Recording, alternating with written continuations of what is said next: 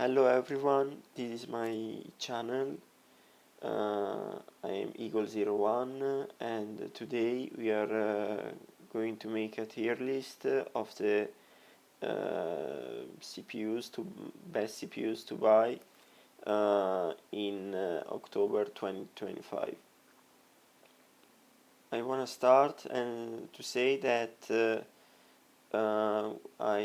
this tier list is gaming oriented, like it is not for workstation or for AI. This is gaming oriented, and I didn't put the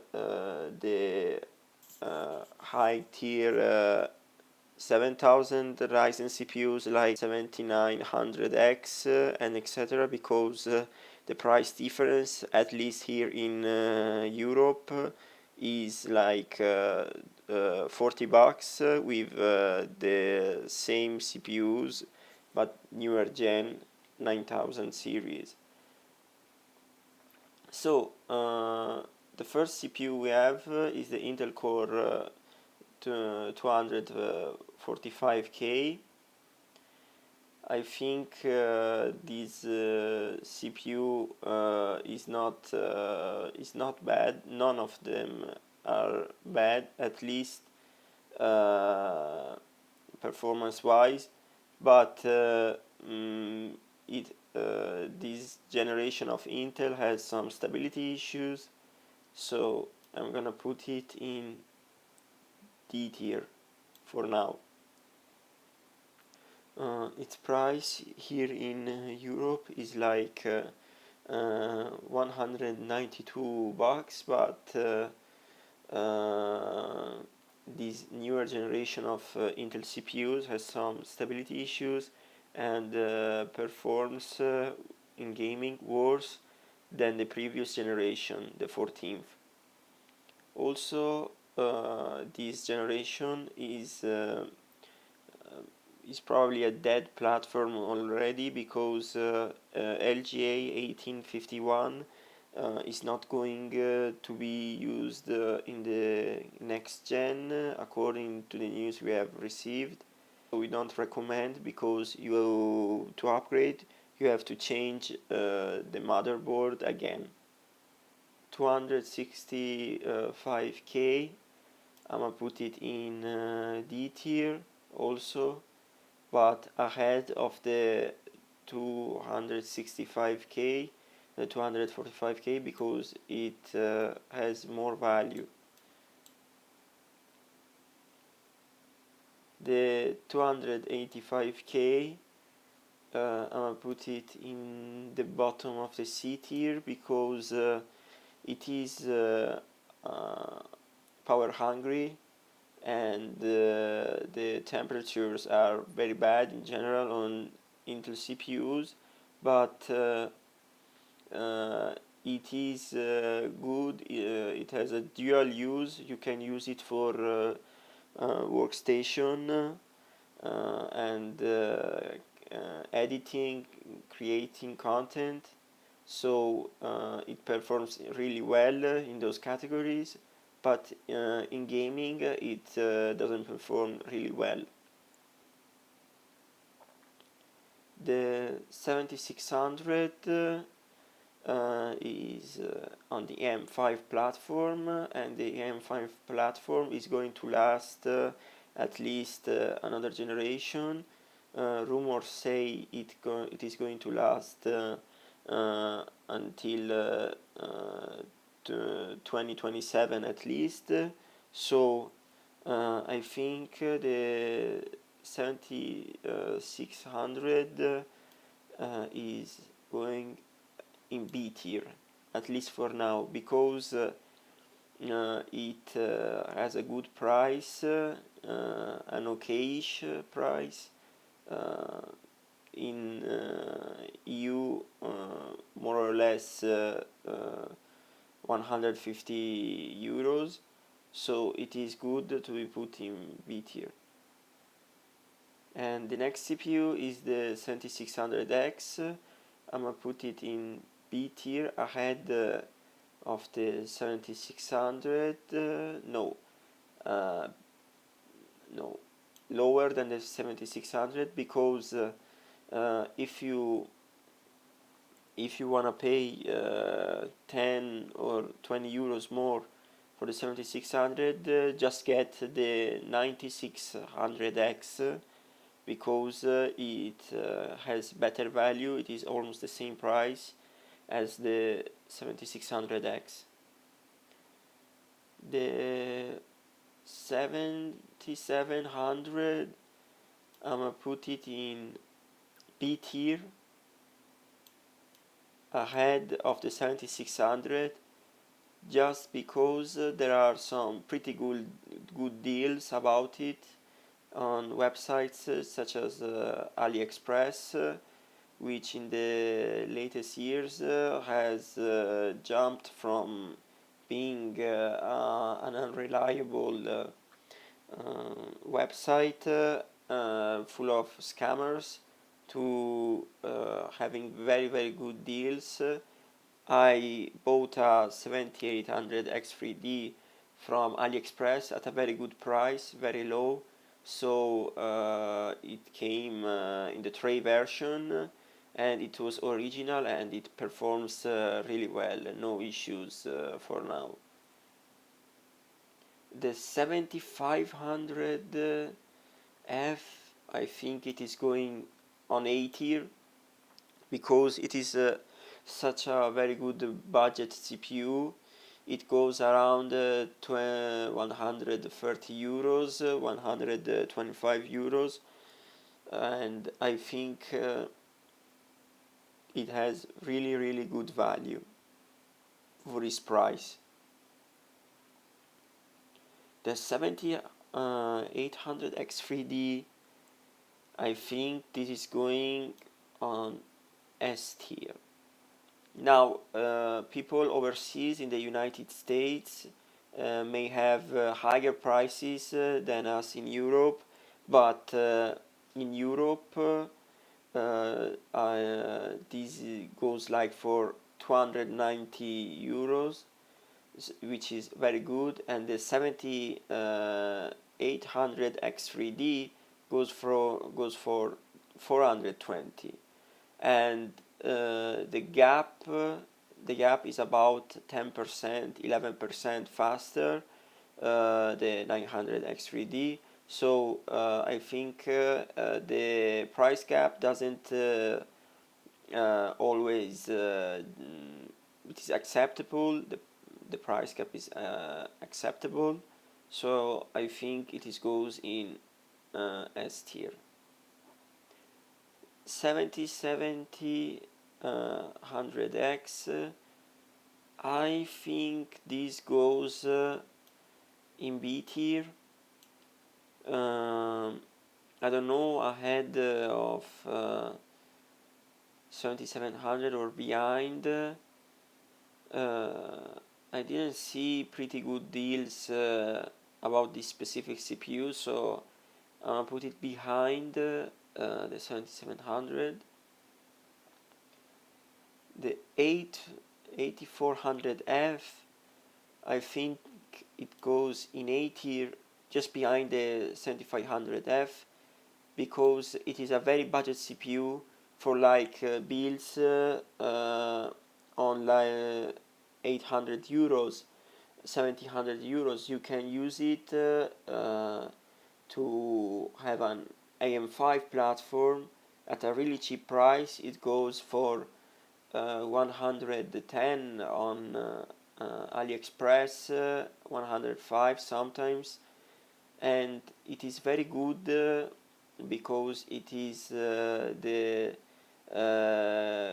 weakest AM5 CPU, but it is still pretty strong, and it can be used as a starter AM5 platform to upgrade later on in the next years and get yourself a 7800 X3D or a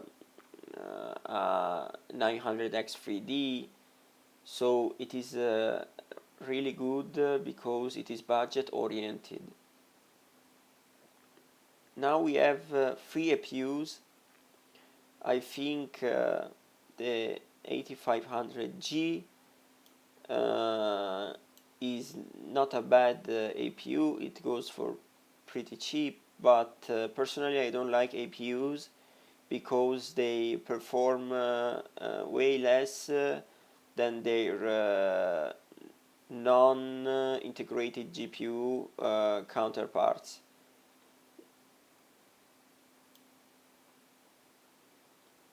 I'm gonna put the 8600G ahead of the 8500G because it has better value, but still it is the same thing because I personally don't like APUs, and I think that the money you spend should go for a better price to performance combination.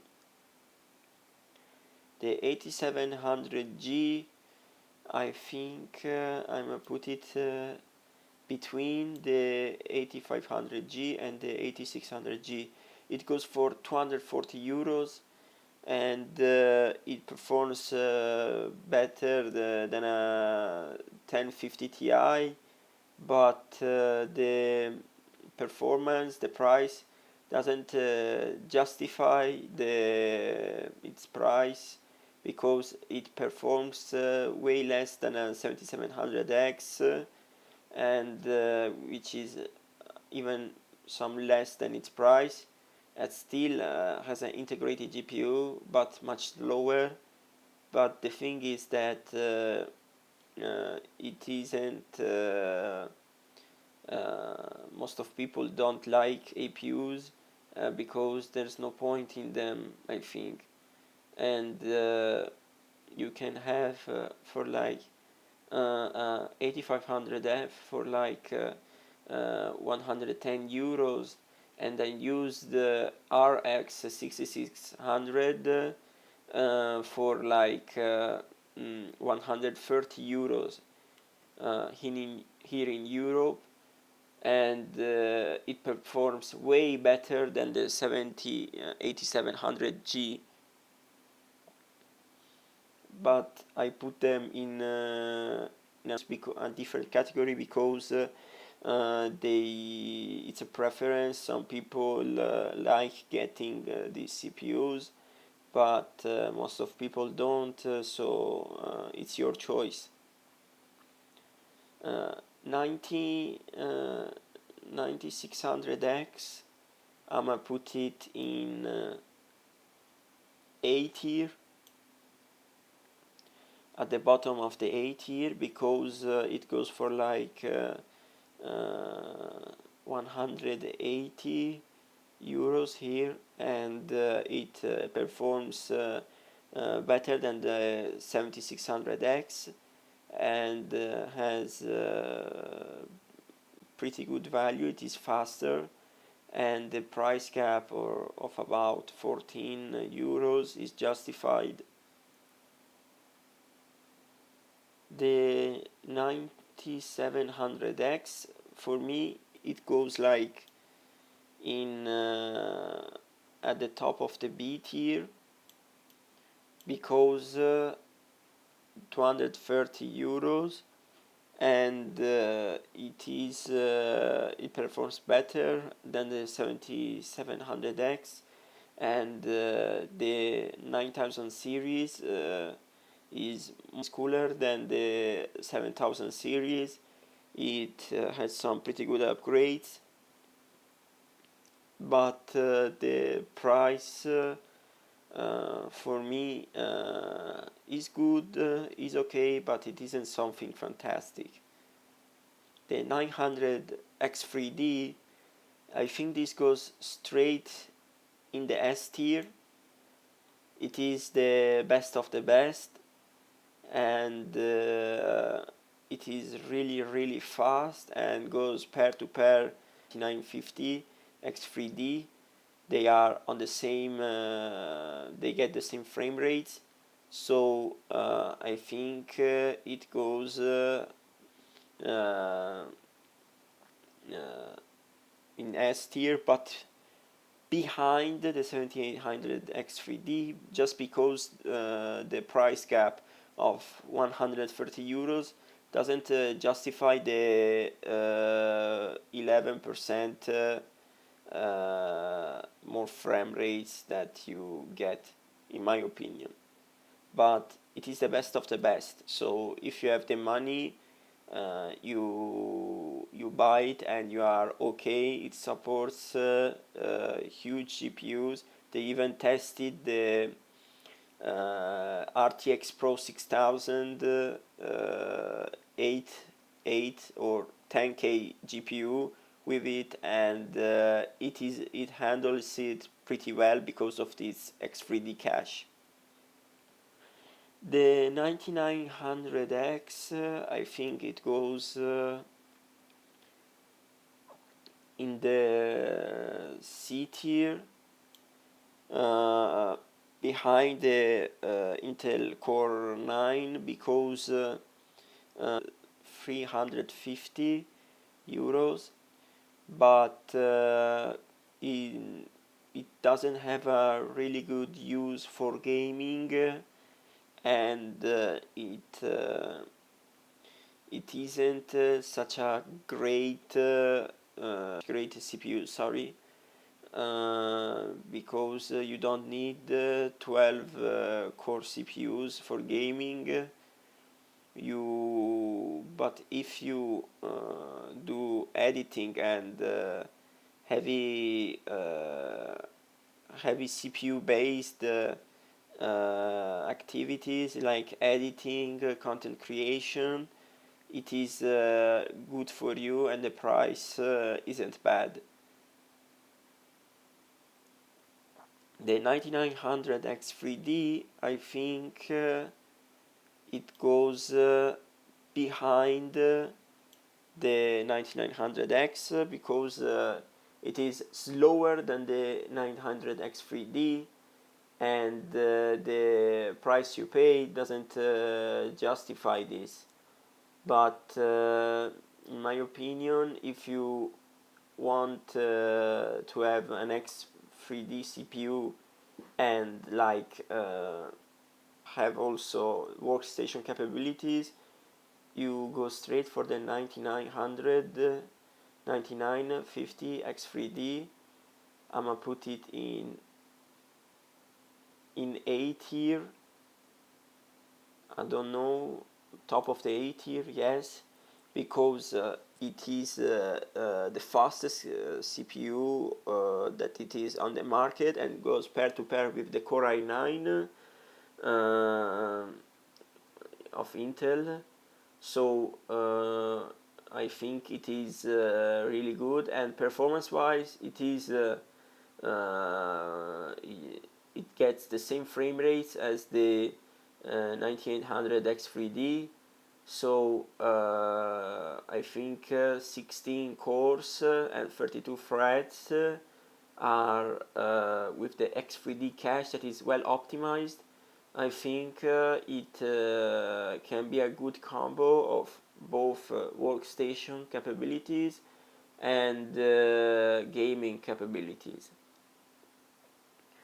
The Intel Core i5 14600K, I think it goes straight in the B tier. In the bottom of the B tier for now, because it is really fast. It gets a lot of frame rates, but it is on a dead platform. You have zero upgradability, and it runs maybe hotter than the 7000 series counterparts, but it has a really good value of frames per euro. So I think maybe at the bottom of the B tier. If it wasn't on a dead platform, for its price, which is 190 euros. I think it will go straight in the A tier, but it is on a dead platform. You have zero upgradability, so I think it goes in the bottom of the B tier. Then we have the 14700K. It performs really well also in gaming. In general, the 14th generation of Intel performs better in gaming than the newer generation, than the 15th. So I think it goes straight in the at the top of the C tier, because it is really good, it is really fast, but it is on a dead platform and it has less value of frames per buck. The 14900K, I think it goes ahead of the 285K, but below the 14700K for the same reasons. And I think this is a really good combo of workstation capabilities and gaming capabilities, but its performance it has a really good performance, and it is on a dead platform, but I think the power it has can make it last for years to come. Okay, now we have to see if we can move some of the CPUs. I think the 265K and the 245K should go both in F tier, because just get the previous generation if you want i5 or i7. I'm gonna put also the 9900X and 9900X 3D in D tier. Then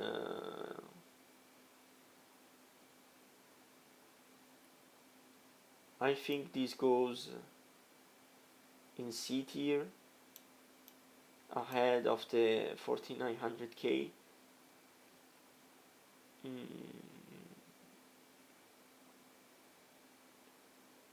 I think all of these CPUs should stay in B tier because they're not so bad. They have a okay value, and I don't think you are going to waste your money buying any of this one, and also this one, which are really good. So I think thank you for watching this video. Remember to like and subscribe for more videos like this. I'm going to upload also videos about video games such as Hearts of Iron and War Thunder. So stay tuned and like and subscribe, please.